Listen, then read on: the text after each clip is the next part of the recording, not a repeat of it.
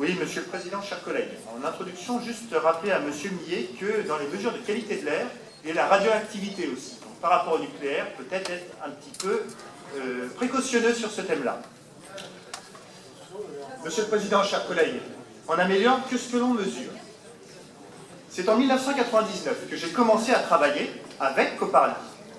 À l'époque, jeune ingénieur environnement, je m'applique à définir les bases d'un inventaire des émissions polluantes en région Rhône-Alpes. Étape indispensable à la réalisation de simulations de qualité de l'air.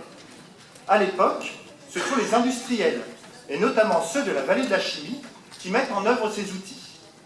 Car Lyon est une ville industrielle, et depuis 1962, des mesures sont faites, principalement pour surveiller les conséquences de l'utilisation de fioul lourds chargés en soufre, qui conduisent à des épisodes de pollution soufrée, le dioxyde de soufre, le SO2, avec des valeurs de plus de 100 microgrammes par mètre cube. Aujourd'hui, nous sommes à 1. Rapidement, chacun s'organise, et sur l'agglomération lyonnaise, pas moins de 3 réseaux coexistent, ceux des industriels et la ville de Lyon, avec son département d'écologie urbaine. C'est dans ce cadre qu'est créé le Coparly, comité de coordination pour le contrôle de la pollution atmosphérique en région lyonnaise.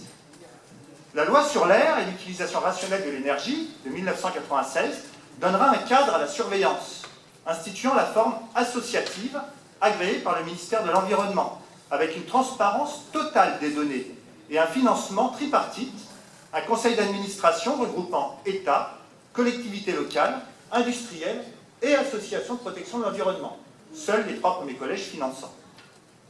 Début 2000, la surveillance se limite à des mesures et des constats qui peuvent conduire au déclenchement d'alertes. Mais elles sont généralement faites, ces déclenchements d'alerte, suite aux épisodes de pollution. On apprend quand on rentre le soir chez soi que nous avions vécu une journée polluée. L'accompagnement des politiques publiques commence à cette époque. Mais les élus veulent des prévisions, savoir où l'on va. Et c'est également à cette période qu'ayant rejoint Atmo, je croise pour la première fois des élus. C'était Béatrice Vessillier à l'époque, qui officiait au Grand Lyon sur ce sujet. Avec le développement des techniques de prévision et de l'augmentation de la puissance de calcul des ordinateurs, les premières modélisations font leurs apparitions et il devient possible de prévoir, d'anticiper, de faire des choix de scénarii pour le futur. C'est dans le cadre du plan de protection de l'atmosphère, dirigé par l'État, que les travaux s'organisent. Les structures se regroupent également. Tout d'abord, Lyon, Grenoble et Saint-Étienne, sous la forme d'un GIE, puis toute la région Rhône-Alpes, et enfin récemment la grande région Auvergne-Rhône-Alpes pour aboutir à Atmo Auvergne-Rhône-Alpes.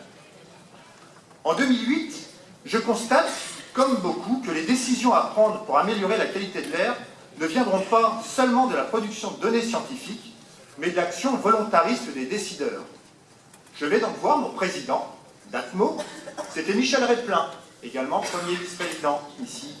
Il m'explique que rares sont les élus qui sont capables de prendre des risques, qui, selon eux, pourraient les desservir électoralement, mais m'incite à aller parler avec le maire de la commune où je réside pour exposer mon désarroi. Je fais la connaissance de Michel Forissier. Tranquille, calme, pragmatique. 4 mois plus tard, me voilà élu à la métropole, sans rien connaître de la politique ni des logiques de groupe partisane. Cela dit, on comprend vite. Depuis, je tente, parmi vous, chers collègues, de défendre les orientations techniques qui sont nécessaires pour améliorer les choses.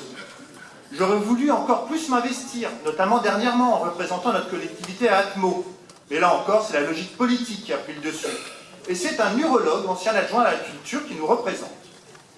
Peut-être une personnification de l'expression qui consiste à parler de violon et d'urologie.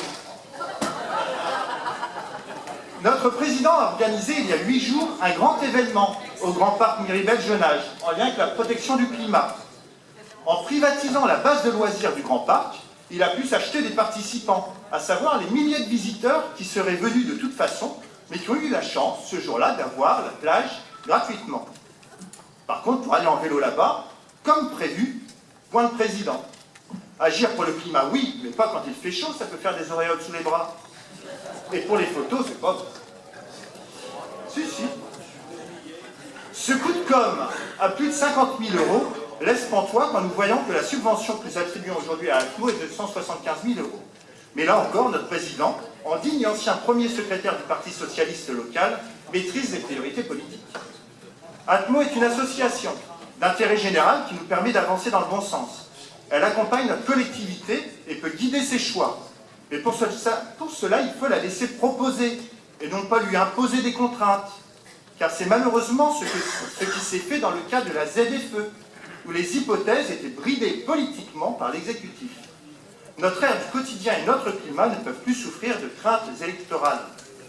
Avec l'aval de Mme Bouzerda, qui a entendu mon envie permanente de m'investir sur ces sujets, de grandes avancées devraient voir le jour sur notre réseau de transport en commun, qui placeront le Grand Lyon dans une dynamique de transparence jusqu'alors jamais atteinte. Chers collègues, plus que jamais, sachons écouter plutôt que de croire que parce que nous sommes élus, nous devenons des experts de tout. Bien évidemment, nous voterons cette subvention afin qu'Atmo puisse être, au travers de son plan d'action, un support technique et opérationnel indispensable à notre changement obligatoire de mode de vie. C'est au travers de toutes les mesures et données que nous pourrons trouver les meilleures solutions.